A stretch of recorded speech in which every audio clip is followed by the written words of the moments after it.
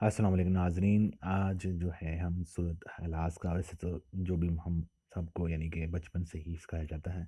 لیکن یہ ثواب کی نیت سے میں یہ کر رہا ہوں، اللہ میری کوشش کو ہی قبول کرے۔ اعوذ باللہ من الشیطان الرجیم، میں پناہ مانگتا ہوں اللہ کی شیطان مردود سے۔ بسم اللہ الرحمن الرحیم، شروع اللہ کے نام سے جو بڑا مہربان اور نہایت رحم کرنے والا ہے۔ کل هو اللہ احد، کل کا مطلب کہو کہ یا کہہ دو کہ هو اللہ، وہ ہے اللہ، احد ایک ہی، هو اللہ کا مطلب وہ، اللہ کا مطلب اللہ ہی، احد کا مطلب ایک،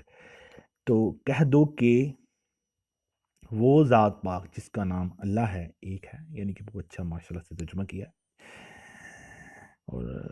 اس پہ میں اتفاق کروں گا، یعنی کہ کہہ دو کہ وہ ذات پاک جس کا نام اللہ ہے ایک ہے۔ اللہ الصمد، اللہ معبود برحق ہے، بے اختیاج لکھا ہے انہوں نے، اور میں نے کہ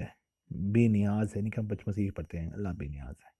تو اس کا اگر میں سمپلی میں بے اختیاج یا شاید وہ انون لفظ ہو، ایسے اردو کا لفظ بھی ٹھیک ہے، لیکن ہم اس کو کیونکہ جو مشہور میں ہے بے نیاز، وہی اس کا مطلب دیتے ہیں، وہی اس کا دوسرا مطلب یہ بھی ہے بے نیاز۔ اللہ جو ہے وہ بے نیاز ہے۔ لم یالد، لم کا مطلب نہیں، یالد جنا اس نے، یعنی کہ کسی نے اس کو نہیں جنا، ولم یولد نہیں جنا اس نے، یعنی کہ اس نے کسی کو نہیں جنا، ولم یولد نہ وہ جنا گیا، یعنی کہ نہ اس کو کسی نے یعنی کہ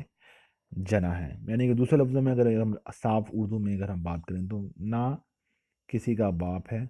نہ وہ کسی کا باپ ہے، نہ وہ کسی کا بیٹا، یعنی کہ اللہ نہ تو کسی کا باپ ہے نہ کسی کا بیٹا ہے۔ وَلَمْ يَكُنْ لَهُ كُفُوًا أَحَدٌ، ولم اور نہیں، یکن ہے اور نہیں ہے، لاہو لم یکن لاہو واسطے اس کے، کفوان برابری کرنے والا کوئی، احد کا مطلب احدن کا مطلب کوئی، یا کوئی ایک بھی نہیں ہے ایسا جو اس کا برابری کر سکے، اور کوئی اس کا ہمسر نہیں ہے، کوئی بھی اس کی برابری کرنے والا نہیں ہے۔ تو یہ تھا ترجمہ، اگر ہم اس کو پورا سلیٹ سے پڑھیں، کہہ دو کہ وہ ذات پاک جس کا نام اللہ ہے ایک ہے، وہ معبود برحق ہے، بے نیاز ہے وہ،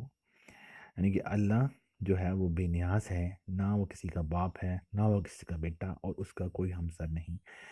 اللہ تعالیٰ ہم اس کا ترجمہ ہمارے دلوں میں مکمل طور پہ اتار دے، اور ہمیں تا وقت مرگ تک،